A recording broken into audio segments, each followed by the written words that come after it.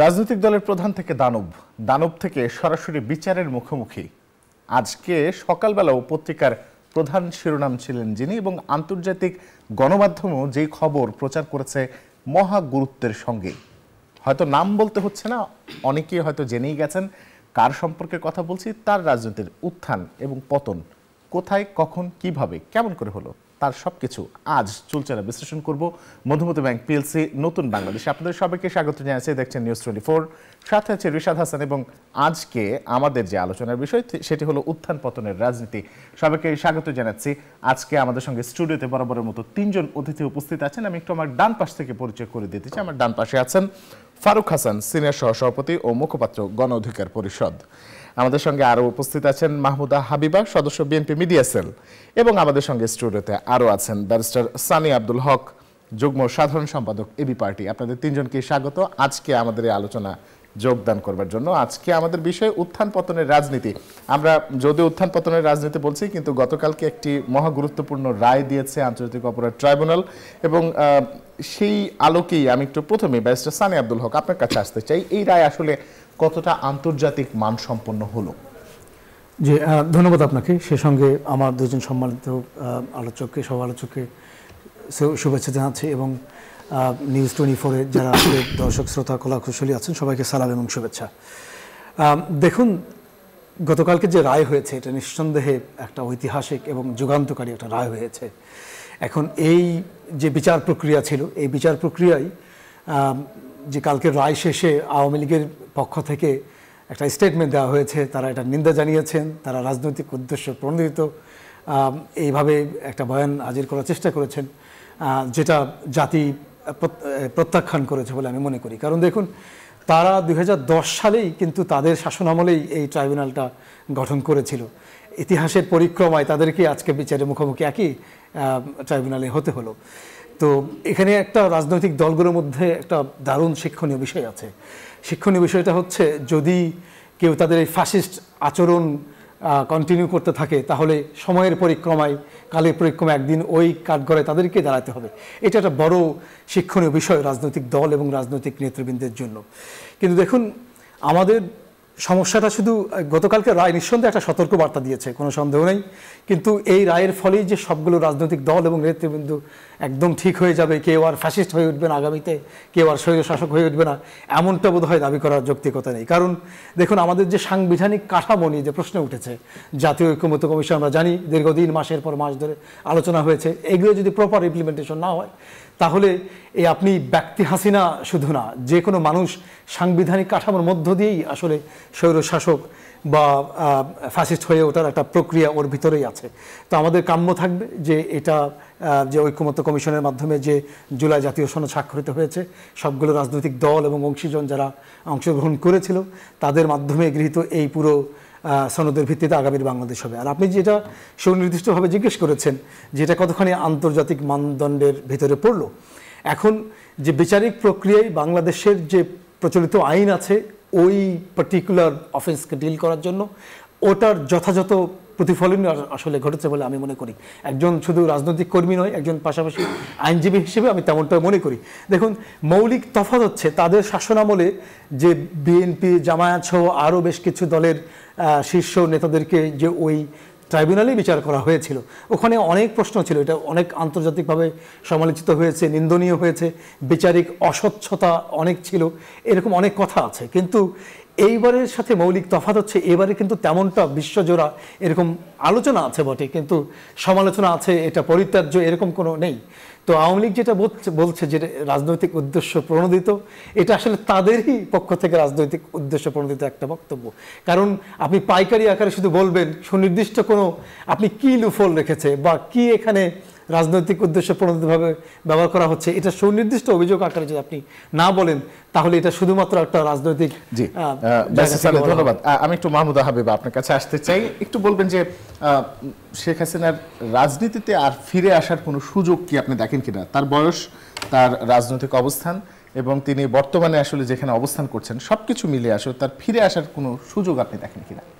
ধন্যবাদ আপনাকে। আমি শুভেচ্ছা জানাচ্ছি আমার সম্মানিত সহ আলোচকদের এবং যারা শুনছেন তাদেরকে। রাজনৈতিকভাবে আমি আসলে শেখ হাসিনার ফিরে আসার কোনো সম্ভাবনা দেখি না, কোনোভাবেই না। কারণ হলো যে রাজনীতি কথাটার অর্থ হচ্ছে আপনি জনগণের সাথে সম্পৃক্ত একটা এন্টিটি। যদি মানে বাংলাদেশের জনগণের প্রশ্ন আসে, শেখ হাসিনা প্রত্যাখ্যাত হয়েছেন বহু আগেই, 1 বছর আগেই, ঠিক আছে, তাকে পালিয়ে যেতে হয়েছে এবং সম্ভবত সাপরিষদ পালিয়ে যাওয়ার এই নজির বিশ্বজুড়ে একমাত্র তিনি স্থাপন করেছেন। রাজনৈতিকভাবে তিনি তো আসলে রাজনীতিবিদ শেখ হাসিনা পালিয়ে যাননি, এখানে ডিফারেন্সটা হচ্ছে ফ্যাসিস্ট হাসিনা। রাজনৈতিক শেখ হাসিনার মৃত্যু কিন্তু বহু আগেই ঘটেছে। রাজনৈতিকভাবে she was no more a politician, she was a tyrant, মানে সব অর্থে তিনি ছিলেন ফ্যাসিস্ট। তিনি একটা দানবীয় শাসন ব্যবস্থা চালিয়েছেন এই দেশের উপরে, যে শাসন ব্যবস্থার সাথে জনগণের কোনো সংশ্লিষ্টতা ছিল না। একটা দেশের শাসন ব্যবস্থা পরিচালিত হয় গণতান্ত্রিক যখন সেই দেশটি হয়, তখন সেটা হচ্ছে জনগণের ভোটের মাধ্যমে।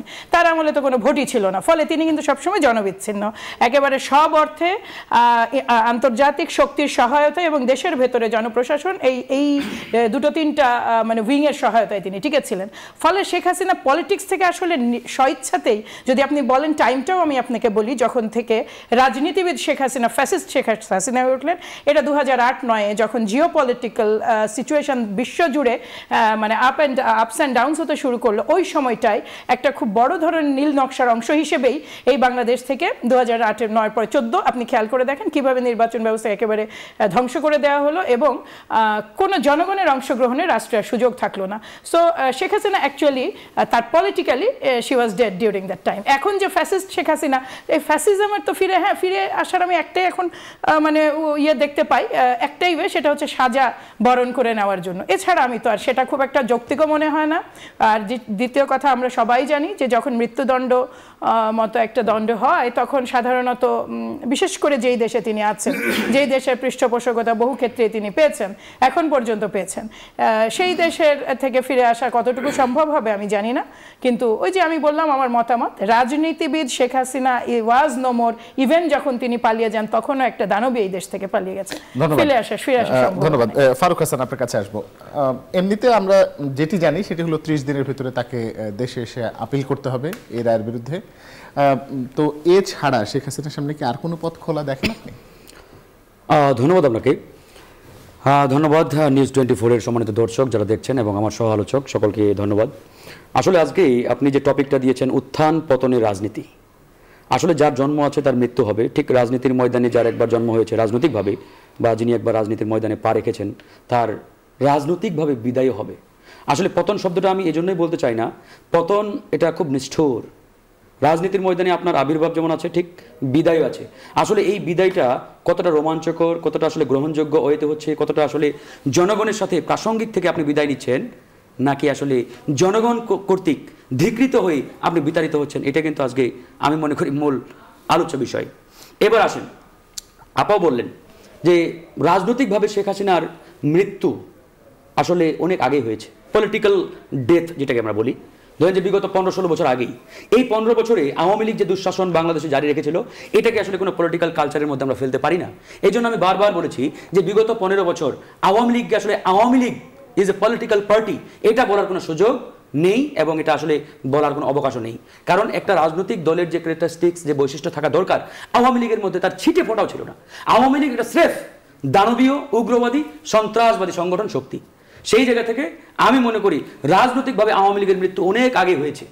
আর যেটা গত 5ই আগস্ট শেখ হাসিনা বাংলাদেশ থেকে বিতাড়িত হলেন, পালিয়ে গেলেন, এটা আসলে একটা বাংলাদেশ থেকে দানব ফ্যাসিবাদী শক্তির কমান্ডার, তিনি বাংলাদেশের জনগণ কর্তৃক ধিকৃত হয়ে বিতাড়িত হয়ে তিনি দিল্লি পালিয়ে গেলেন। সুতরাং সেই জায়গা থেকে শেখ হাসিনার কামব্যাক করা বা বাংলাদেশের রাজনীতিতে আবারও ফিরে আসা, এটার সুযোগ একবারই নেই। আর আপনি যেটা বললেন, আসলে রাস্তা তো একটাই, আমরা আসলে চাই শেখ হাসিনা ফিরে আসুক। কোথায় ফিরে আসবে? বাংলাদেশের রাজনীতির মাঠে, ধানমন্ডি 32-এ, গণভবনে, কোনোটাই কিন্তু এখন অ্যাডজাস্ট আর করে না। ধানমন্ডি 32 ছাত্র জনতাটাকে ঘুরিয়ে দিয়েছে, ওটা এখন জাদুঘর, জুলাই স্মৃতি জাদুঘর। ধানমন্ডি 32 যাবে, ওটা তো নাই। গণভবনকে জুলাই স্মৃতি জাদুঘর করা হয়েছে, ধানমন্ডি 32-কে ছাত্র জনতা খেলার মাঠ বানানোর জন্য চেষ্টা করছেন, হয়তো কোনো এক সময় হয়েও যেতে পারে। আসবেনটা কোথায়? একটাই রাস্তা, একটাই ওয়ে, ওনাকে আসতে হবে সোজা ঢাকা কেন্দ্রীয় কারাগার। এখন ওনার সেই সৎ সাহস তো নাই ভাই, উনি যদি সত্যিকার অর্থে পলিটিশিয়ান হয়ে থাকতেন, রাজনীতিবিদ হয়ে থাকতেন, উনি কখনোই দেশ ছেড়ে পালিয়ে যেতেন না। উনি এই বাংলাদেশের মাটিতে ট্রায়াল ফেস করার দুঃসাহস রাখতেন যে আমি জনগণের জন্য রাজনীতি করেছি, ভুল ত্রুটি যা থাক আমি বাংলাদেশের মাটিতে থাকবো, আমার বিচার হোক, রায় হোক, ফাঁসি হোক, মৃত্যুদণ্ড হোক, আমি এই বাংলার জমিনে থেকে আমি সেটা ফেস করব। এই দুঃসাহস যদি শেখ হাসিনা দেখাতে পারতেন, তাহলে হয়তোবা ভবিষ্যতে আওয়ামী লীগের রাজনীতি হয়তোবা টিকে থাকলেও থাকতে পারত। কিন্তু শেখ হাসিনার পলায়ন পরের মাধ্যমে, পালিয়ে যাওয়ার মাধ্যমে আওয়ামী লীগের অপমৃত্যু হয়েছে, আওয়ামী লীগের রাজনৈতিক মৃত্যু হয়েছে, এবং সেটা শেখ হাসিনা নিজে গলা টিপে হত্যা করেছেন। শেখ হাসিনা দেখেন, বিগত সময়ে স্বৈরাচার, আমরা এরশাদের কথা বলি, এরশাদ কিন্তু দেশ ছেড়ে পালিয়ে যান নাই। এরশাদ দেশের মাটিতে ছিলেন, তিনি কিন্তু পালিয়ে যান নাই। অ্যাটলিস্ট এরশাদ, মরহুম প্রেসিডেন্ট এরশাদ, সে কিন্তু এই সাহস নিয়ে বলতে পারবে যে আমি আর যাই হই, আমি দেশ ছেড়ে ভাই পালিয়ে যাই নাই। কিন্তু খুনি হাসিনা, তিনি কি এটা বলতে পারবেন? পারবেন না। তিনি বাংলাদেশের জমিনে, বাংলাদেশের মাটিতে থাকতেই পারেন নাই, পালিয়ে যেতে বাধ্য হয়েছেন। সুতরাং সেই জায়গাতে তার রাজনীতি, তার দলের রাজনীতি, এটা আর কোনোদিন ফিরে আসবে না। তাই আমি আওয়ামী বন্ধুদের বলবো, যারা আসলে বিগত সময়ে নৌকায় ভোট দিয়েছেন, ভাই আপনাদের নৌকা প্রশান্ত মহাসাগরের সেই একবারে সেই 1000 ফিট পানির নিচে তলিয়ে গেছে, এই নৌকার কোনোদিন জেগে উঠবে না। অযথাই আপনারা আসলে ওই নৌকার আশায় বসে থেকে নিজেদের ক্ষতি ডেকে আইনেন না। জি, অনেক অনেক ধন্যবাদ ফারুক হাসান।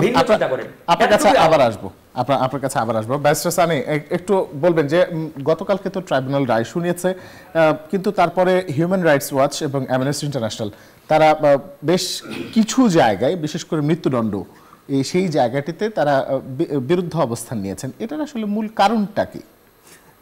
জি ধন্যবাদ, খুব গুরুত্বপূর্ণ এবং প্রাসঙ্গিক একটা প্রশ্ন।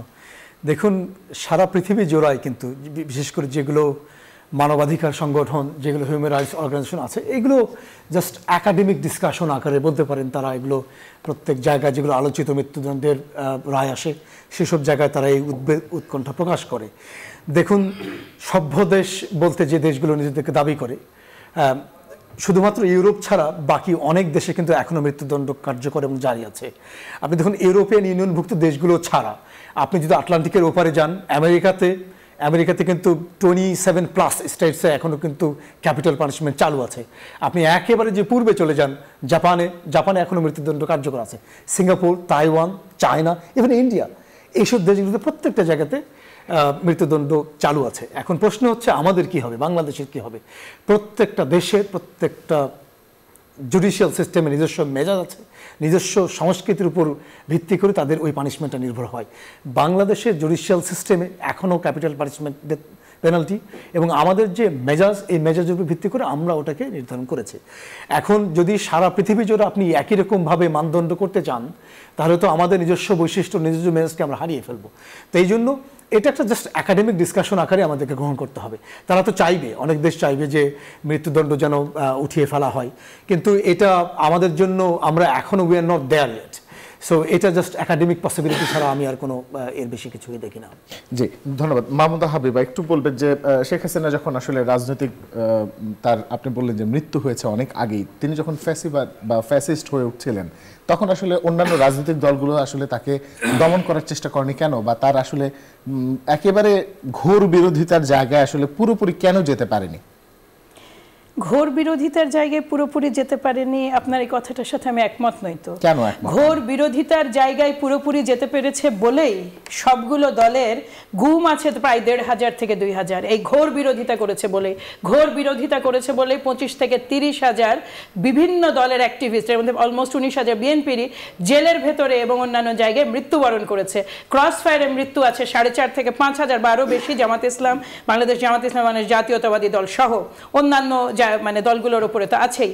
এই যে একেবারে সাঁড়াশি নির্যাতন, এবং নির্যাতনের ধরনটা কিন্তু অন্যরকম। আপনি বিএনপি করছেন, কাজে আপনাকে খুন করে ফেলাটা জায়েজ। আপনি যেটা বলতে পারেন, প্রশ্নটা বরং আমি এইভাবে আশা করব আপনার কাছ থেকে, যে ফ্যাসিস্ট যখন হয়ে উঠছিলেন শেখ হাসিনা, তার প্রথম লক্ষ্য ছিল বিরোধী দলীয় রাজনৈতিক দলগুলোকে ধ্বংস করে দেওয়া, কোনো প্রশ্ন ছাড়া নির্বিচারে তাদেরকে যখন মামলা দেওয়া হচ্ছিল। প্রথম যখন বাংলাদেশ শিখল যে অজ্ঞাতনামা বলে মামলা দেওয়া যায় 250, 300, 400, এই জায়গাগুলোতে গণমাধ্যম, এই জায়গাগুলোতে সুশীল সমাজ, এই জায়গাগুলোতে সাংস্কৃতিক কর্মীরা কেন প্রতিবাদ করেননি? কেন তারা একটা পিলার হয়ে উঠলেন এই ফ্যাসিজমের? আপনি যদি খেয়াল করেন, আপনি খেয়াল করে দেখবেন যে ফ্যাসিস্ট কখনো একা ফ্যাসিস্ট হতে পারে না। তার জনপ্রশাসনের আপনার সুবিধা পেয়েছে, জনপ্রশাসন ব্যাপক সুবিধা পেয়েছে সেই সময়ের সামরিক বাহিনীর যারা টুল, যারা দেশটাকে ফাংশন করতে সরকারকে সহযোগিতা করে এবং জনগণের দিকে জনগণের স্বার্থ রক্ষা করে, প্রতিটা টুল কিন্তু কোনো না কোনোভাবে করায়ত্ত হয়েছিল। একমাত্র টিকে ছিল রাজনৈতিক দলগুলো, যাদেরকে একেবারে মানে ধরাশয়ী করে দেওয়া হয়েছিল। বাংলাদেশ জামাত ইসলাম তো 14 পরে নিষিদ্ধই হয়ে গেল। মাঠে থাকলো বিএনপি, এবং বিএনপি সে প্রাইস পে করেছে শেষ পর্যন্ত, চরম বিরোধিতা করার। আপনি এইভাবে বলতে পারেন যে বাকি সবাই, আমি এটা একটা টকশোতে সেদিন বলছিলাম যে তারা প্রশ্ন করছিলেন যে নানা মানুষ অ্যারেস্ট হচ্ছেন, আপনি কি সহযোগীদের বিচার যে শেখ হাসিনা দেখেন, কিন্তু ফাঁসির রায় তার, আসাদুজ্জামান কামালের, যারা প্রত্যেকে রাজনৈতিক নেতা। আপনি খেয়াল করে দেখেন, একজন আইজিপি আছেন, তিনি তারও আবার 5 বছর হয়েছে, তার কিন্তু ক্যাপিটাল হয়নি। তাহলে এই যে এই প্রসেসটা, এই যে ফ্যাসিস্ট হয়ে ওঠার প্রসেসটা, বাকি যে বিভিন্ন অংশ সমাজের তাকে সহযোগিতা করলো, তাকে ওই জায়গায় নিয়ে গেলো, তাদের দায়ভার নাই? এই হত্যাকাণ্ডের দায়ভার তাদের নাই? দেশকে দেওয়া, এই দেশকে পার্শ্ববর্তী দেশের করদরাজ্য করা, তাদের দায়ভার নাই? আছে ভাই। এই জায়গাতে প্রশ্নগুলো আমাদের ওই জায়গায় যদি না তুলতে পারি, তাহলে এই যে এখন শুরু হয়েছে, আপনি জানতে চাইছেন যে প্রশ্নটা, মানে আমরা বিচার কেমন করেছি? বিচার আমরা সর্বোচ্চ ভালো করেছি। আমরা বেস্ট পসিবল বিচার যেটা অফার করা যায় বাংলাদেশ সেটাই করেছে। এতখানি স্বচ্ছ বিচার যেটা একেবারে টানা মানে তারা টেলিকাস্ট হয়েছে, এবং সবকিছু, কোনো কিছু হিডেন নাই। এমন না যে তারা যে সাক্ষী দিয়েছেন বা তাদের যে 3 জন সাক্ষী, তাদের 2 জনকে দেশের বাইরে গুম করা হয়েছে, পাঠিয়ে দেওয়া হয়েছে। এই সেম আদালতে আমরা দেখেছি কি ধরনের প্রহসন হয়েছে। এখানে চেষ্টা করা হয়েছে। এখানে কিছু কনসার্ন ইন্টারন্যাশনাল কমিউনিটির আছে, তার মধ্যে বোধহয় মেজর কনসার্নটা হলো যে অনুপস্থিতিতে বিচার। আপনি এবার এই ইউনিক সিচুয়েশনটা ভাবেন, অনুপস্থিতি মানে তাকে উপস্থিত করা যাবে কিভাবে? মানে কিভাবে তিনি যেই জায়গায় আছেন সেই জায়গা থেকে তাকে ফিরিয়ে আনা বা বিচারের মুখোমুখি করে, তিনি যখন আসবেন তখন তার বিচার হবে। বাংলাদেশের জনগণের অতখানি ধৈর্য নাই তো। আপনি যে এই মানে শিশু, আপনি খালি আজকে আমি দেখছিলাম যে একটা ফেসবুকে কেউ একজন রিলটা বানিয়েছেন, শুধু শিশু, বিশ্বাস করুন ওটা দেখলে চোখে পানি রাখা যায় না। আমরা তো রাজনীতি করেছি ভাই, আমাদের চয়েস ছিল, আমরা বেছে নিয়েছি নির্যাতনের পথ, কিন্তু এই বাচ্চাগুলো যে ছাদে খেলতে যে বাচ্চাটা গুলি খেয়েছে, কিংবা যে বাচ্চাটা তার পড়ার টেবিলে গুলি খেয়েছে, কিংবা এই যে শিশুগুলো, এইটার দায় আপনি আলটিমেট দায়টা দিচ্ছেন, কিন্তু একটা টোটাল প্রসেস, যেটা এই প্রসেস কিন্তু কেবল সাংবিধানিক প্রসেস নয়। কেবল সাংবিধানিক প্রসেস ভায়োলেট করে শেখ হাসিনা কিন্তু মানে তার দানব হয়ে ওঠেননি। তার দানব হয়ে ওঠার জন্য সমাজের প্রতিটা স্তর থেকে আপনার সেই যে দ্য প্রিন্স ম্যাকিয়াভেলিয়ান সেই থিওরি, প্রতিটা অংশ থেকে আপনার তার কিছু মানে ধ্বজাধারী লোকজন দাঁড়িয়েছিলেন যারা তাকে ন্যায্যতা দিয়েছেন। কাজে আমি যেটা মনে করি যে এই প্রশ্নটা এখন আমাদের তোলার সময় এসেছে। মূল দাগী আসামির আমরা একটা বিচার পেয়েছি, আমরা ওই অংশগুলোকেও এখন প্রপার অ্যাড্রেস দেখতে চাই, মানে অ্যাড্রেস করা হচ্ছে এটা দেখতে চাই, এবং বিচারিক প্রক্রিয়ায় তাদেরকে আমরা এটি নিয়ে আমার আরো প্রশ্ন থাকবে আপনার কাছে, কিন্তু তার আগে আমরা ছোট্ট একটা বিরতিতে যাব। বিরতির পর যখন ফিরবো তখন থাকছে আমাদের বাকি আলোচনার সঙ্গে থাকুন।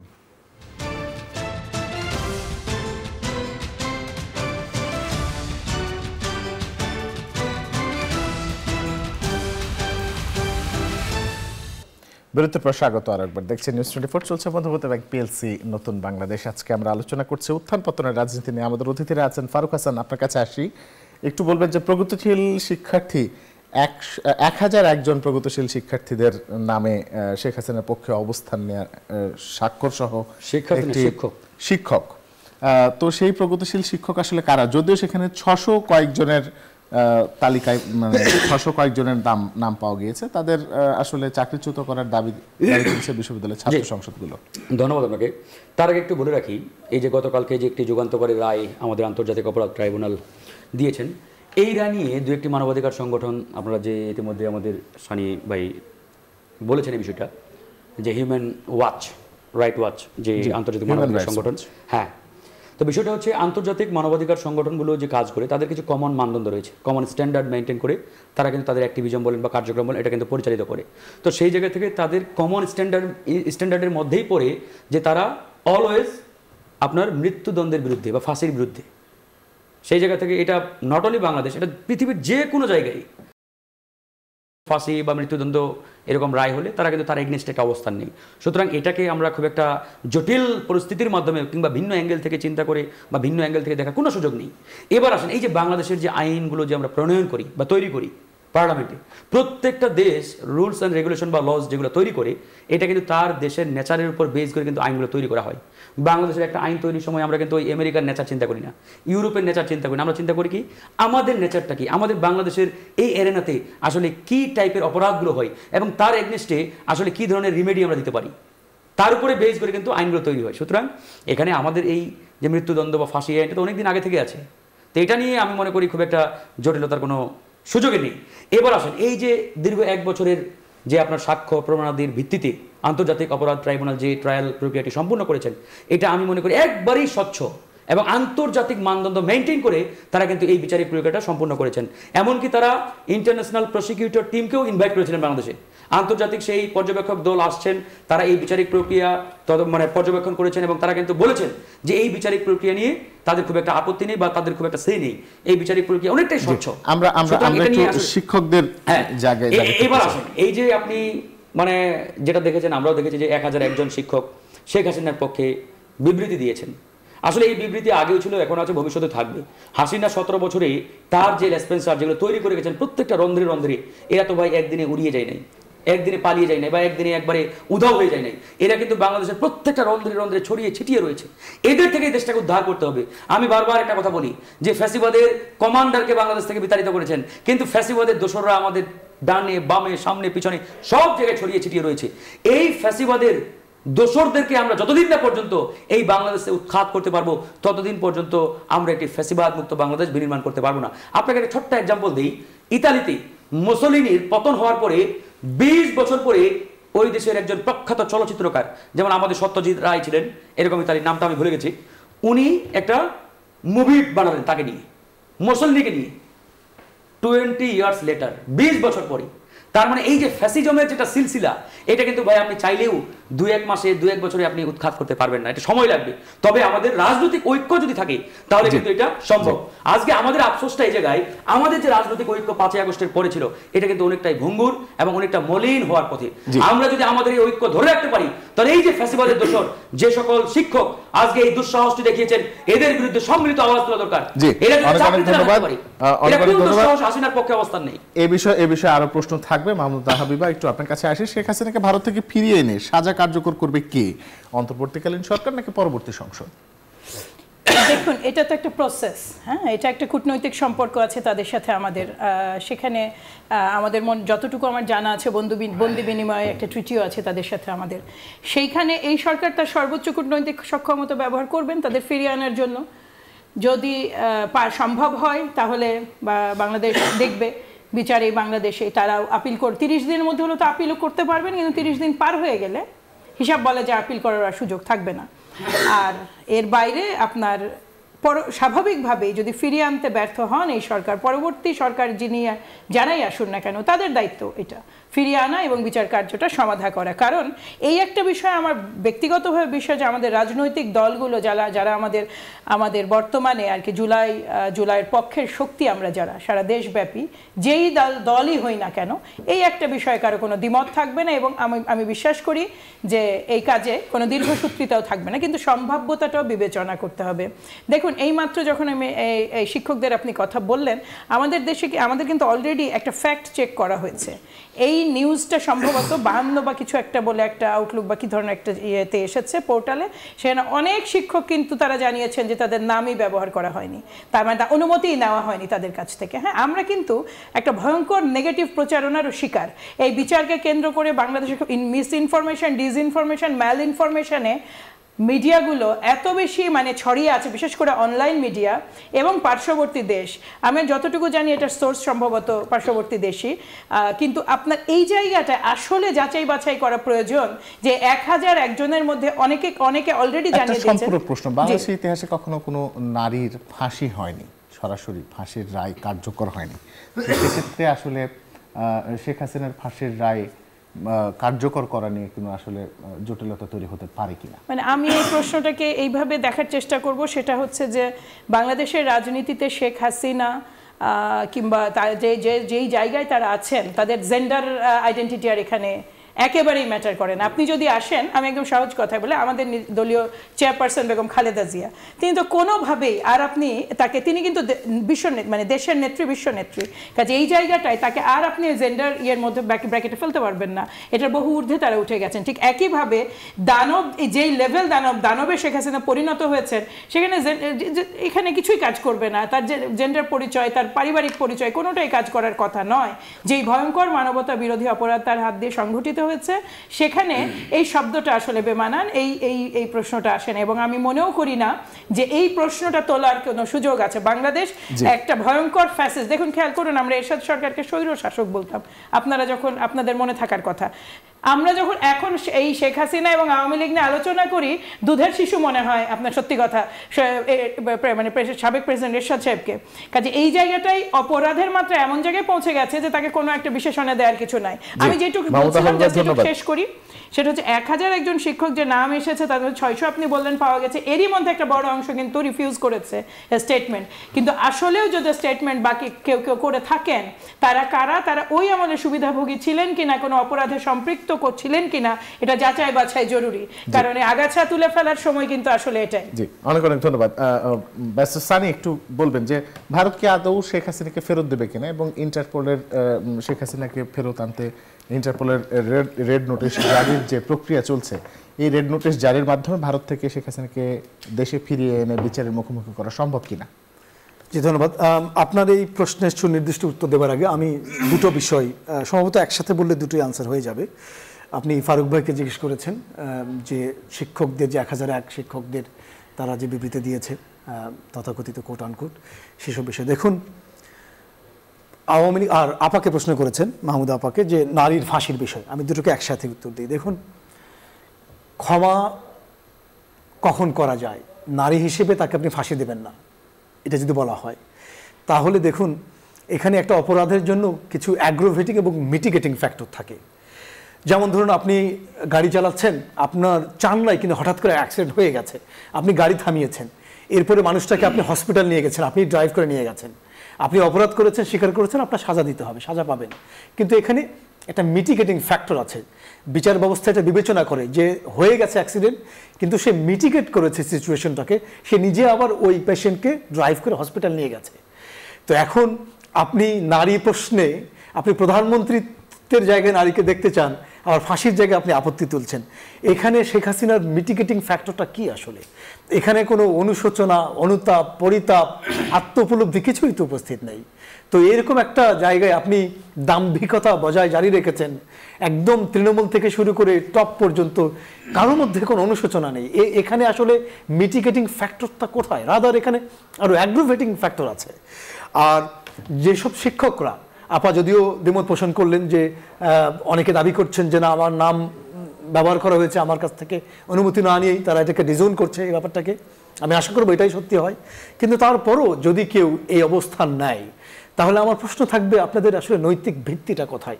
আপনারা কি দাবি করতে পারেন? আমরা একটু মূল প্রশ্নে একটু ফিরতে চাই। মূল প্রশ্ন দেখুন, যদি আমি রিয়েলিস্টিক্যালি বলি, আমার এক্সপেকটেশন একরকম। আমি তো চাই যে অ্যাজ সুন অ্যাজ পসিবল তাকে দেশে ফিরিয়ে এনে বিচারের তো মুখোমুখি হয়েছেনই, এটা যে বিচারের রায় যেটা, এটা যেন কার্যকর হয়। বাংলাদেশের যে আইনের সুশাসন আছে, আমাদের প্রতিবেশী রাষ্ট্র এটার প্রতি শ্রদ্ধাশীল থাকবে, এটা আমার এক্সপেকটেশনের জায়গা।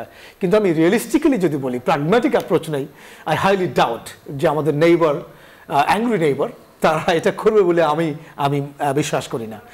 তারা কালকে একটা দিয়েছে, আমি জানি না কতখানি অথেন্টিক, বাট তারা একটা অ্যাকনলেজমেন্ট কাইন্ড অফ একটা দিয়েছে যে হ্যাঁ, আমরা এটা নোট করেছি, কিন্তু এটা তারা দেবে বলে আমি মনে করি না। জি, অনেক অনেক ধন্যবাদ। আমরা এই মুহূর্তে ছোট্ট একটা বিরতিতে যাব। বিরতির পর যখন ফিরবো তখন থাকছে বাকি আলোচনা, সঙ্গে থাকুন।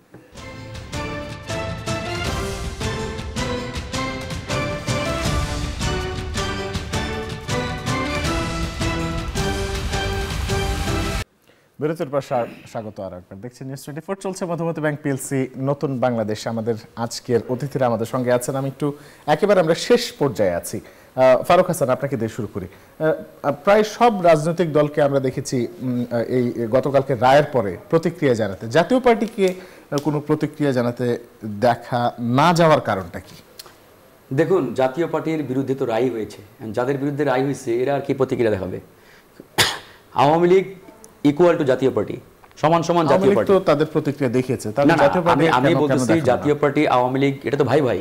বিগত 15 বছরের আওয়ামী লীগের যত কুকর্ম, যত অপরাধ, যত স্বৈরতন্ত্র, প্রত্যেকটার সমান ভাগিদার জাতীয় পার্টি। এবং এটাও বলা দরকার আমাদের যে জাতীয় পার্টির কারণেই কিন্তু আওয়ামী লীগ আসলে দীর্ঘ 15 বছরে ফ্যাসিবাদী যেটা দানবে পরিণত হয়েছে এটা জাতীয় পার্টির কারণেই সম্ভব হয়েছে।